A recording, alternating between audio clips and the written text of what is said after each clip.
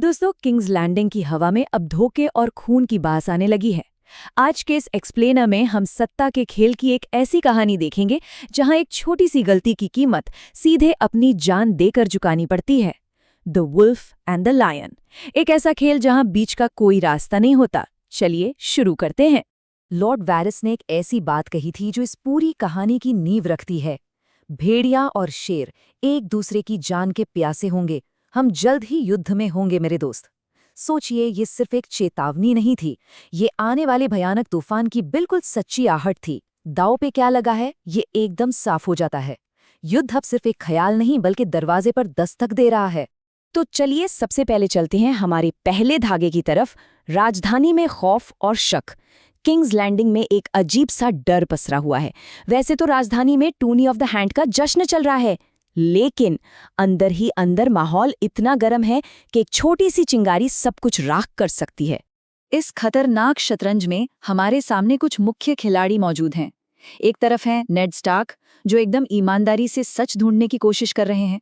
दूसरी तरफ है किंग रॉबर्ट, एक गुस्से वाले राजा जो अब इतने मोटे हो चुके हैं कि उनका अपना कवच ही उन पर फिट नहीं आ रहा। और इन सब के पीछे परछाइयों में बैठे हैं लॉर्ड वेरीज और चालाक पीटर बेलिश, जो हर छोटे बड़े रहस्य पर अपनी नजर गड़ाए हुए हैं। अब आप लोग सोच रहे होंगे कि इस खेल में हथियार सिर्फ तलवारें होती हैं। बिल्कुल नहीं। लॉर्ड वेरिस नेड स्टार्क के सामने एक खौफनाक राज खोलते हैं। पिछले हैंड जॉन एरन की मौत कोई आम प्राकृतिक मौत नहीं थी, उन्हें द टीयर्स ऑफ लिस दिया गया था। ये एक ऐसा महंगा और दुर्लभ जहर है ना, जो पानी जैसा पारदर्शी और बिल्कुल स्वादहीन होता है और पीछे कोई सुराग नहीं छोड़ता। और जॉन एरन की गलती क्या थी? बस ये कि उन्होंने कुछ सवाल पूछने शुरू कर दिए थे। उधर महल के ठीक नीचे उन अंधेरी और डरावनी काल कोठरियों में चलिए, जहां ड्रैगन की विशाल खोपड़ियां रखी हैं, वहां छोटी आर्या स्टार्क एक बिल्ली के पीछे भागते हुए पहुंच जाती है। वहां अंधेरे में उसे दो आवाजें सुनाई देती हैं, लॉर्ड वैरिस और इलेरियो मोपाटिस की, जो किसी बहुत बड़ी साजिश को अंजाम देने की बात कर रहे हैं। और वो बात क्या थी? अगर एक हैंड मर सकता है तो दूसरा क्यों नहीं? आर्या अंधेरे में छिपकर ये भयानक शब्द सुनती है। ये सीधे तौर पर नेड स्टार्क यानी उसके पिता की जान के लिए एक सीधा खतरा था। आर्या को पूरी बात तो समझ नहीं आती, पर वो इतना जरूर समझ जाती है कि उसके पिता खतरे में है, और वो घबराहट में वहां से भाग निकलती है। अब राजधानी की इन साजिशों से थोड़ा दूर चलते हैं हमारे दूसरे धागे की तरफ। ईस्टर्न रोड पर एक कैदी। यहाँ का माहौल अलग ही लेवल पर तनावपूर्ण है दोस्तों। लेडी कैटलिन स्टार्क ने एक बहुत बड़ा, बल्कि कहूँ तो बहुत खतरनाक कदम उठा लिया है, और वो एक बेहद अहम कैदी को अपने साथ बंदी बनाकर ले जा रही हैं। एक तरफ है कैटलिन स्टार्क, वो पूरी तरह दृढ़ हैं कि टिरियन लैनिस्टर ने ही उनके बेटे को मारने की साजिश रची, और अब वो उसे इंसाफ के लिए द वेल ले जा रहे हैं। लेकिन दूसरी तरफ बंदी टिरियन का लॉजिक बड़ा ही जबरदस्त है।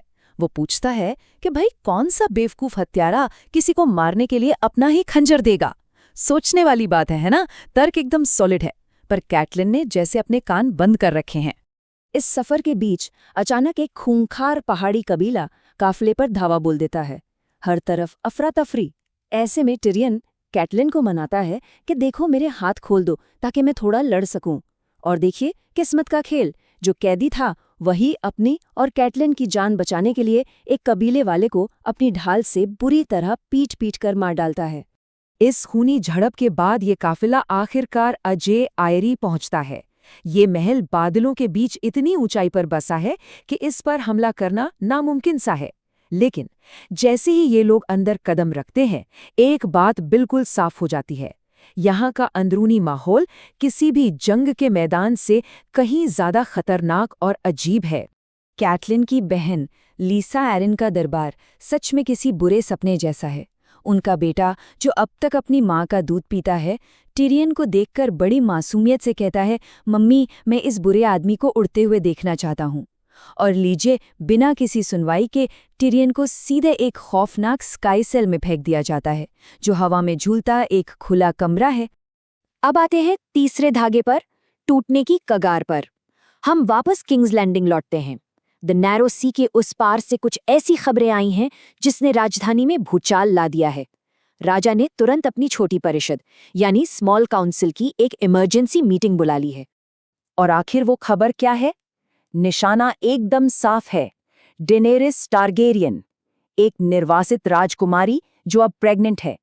जैसे ही किंग रॉबर्ट को पता चलता है कि वो एक डोथरैकी वारिस को जन्म देने वाली है, उनका डर इस कदर बढ़ जाता है कि वो किसी भी हद तक जाने को तैयार हो जाते हैं। काउंसिल की मीटिंग में हालात बेहद संगीन हैं। किंग रॉबर्ट हर हाल में डोथराकी हमला रोकना चाहते हैं। वारिस इसे शासन की मजबूरी बताते हैं और पायसल इसका तर्क देते हैं कि इससे हजारों निर्दोषों की जान बचेगी। सोचिए, काउंसिल का हर एक सदस्य हत्या के पक्ष में है, सिर्फ एक इंसान को छोड़कर। नेड स्टार्क बिल्कुल अकेले खड़े हैं, जो एक अजन्मे बच्चे की हत्या का हिस्सा बनने से साफ इनकार कर देते हैं। यहाँ इन दोनों की सोच का एक बहुत बड़ा टकराव देखने को मिलता है। नेड के लिए उनका सम्मान और उसूल सबसे ऊपर हैं। वो वार्न करते हैं कि ऐसा करने से वे उसी मैड किंग जैसे बन जाएंगे जिसके खिलाफ उन्होंने बगावत की थी। लेकिन रॉबर्ट का कहना है कि 7 राज्यों में शांति सम्मान से नहीं बल्कि डर और खून से आती है। ये ठीक वही पल था दोस्तों, जहां इनकी सालों पुरानी दोस्ती हमेशा के लिए दरक जाती है। नेड अपने उसूलों से समझौता नहीं कर सकते। वो तुरंत अपने पद का बिल्ला उतारते हैं और मेज पर रख देते हैं। उनका ये अचानक इस्तीफा देखकर रॉबर्ट गुस्से से बिल्कुल आग बबूला हो जाते हैं। वो नेड पर चीखते हुए कहते हैं कि चुपचाप वापस विंटरफेल भाग जाओ, वरना तुम्हारा सिर काटकर भाले पर टांग दूंगा।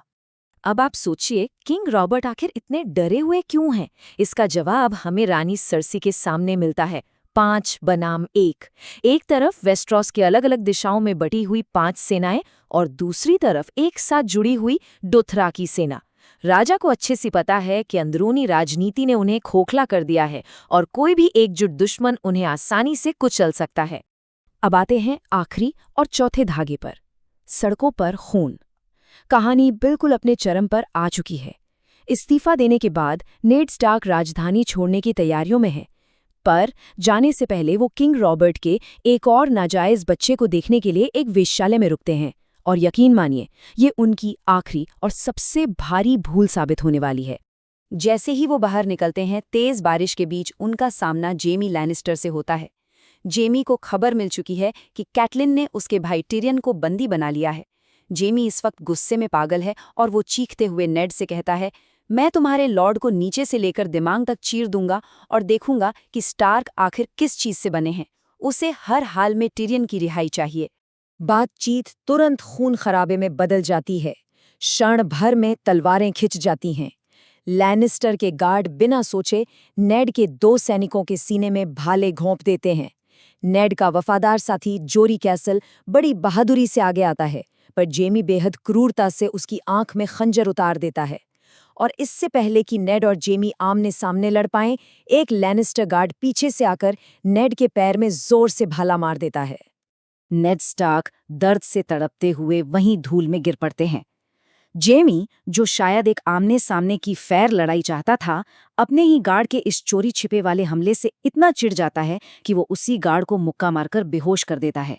फिर वो बिल्कुल खामोशी से अपने घोड़े पर बैठता है और नेड स्टार्क को उस धूल और खून में लथपथ छोड़कर वहां से चला जाता है। तो दोस्तों, सोचिए इस मंजर के बारे में। एक तरफ राजा का पूर्व हैंड सड़क पर खून में सना मौत के मुंह में पड़ा है। दूसरी तरफ लैनिस्टर परिवार का एक अहम सदस्य बादलों के ऊपर एक खौफनाक स्काई सेल में कैद है। भेड़िया और शेर अब बिल्कुल एक दूसरे के खून के प्यासे हो चुके हैं। इन सब के बाद क्या अब पीछे हटने का कोई भी रास्ता बचा है, या फिर युद्ध अब बस छिड़ने ही वाला है?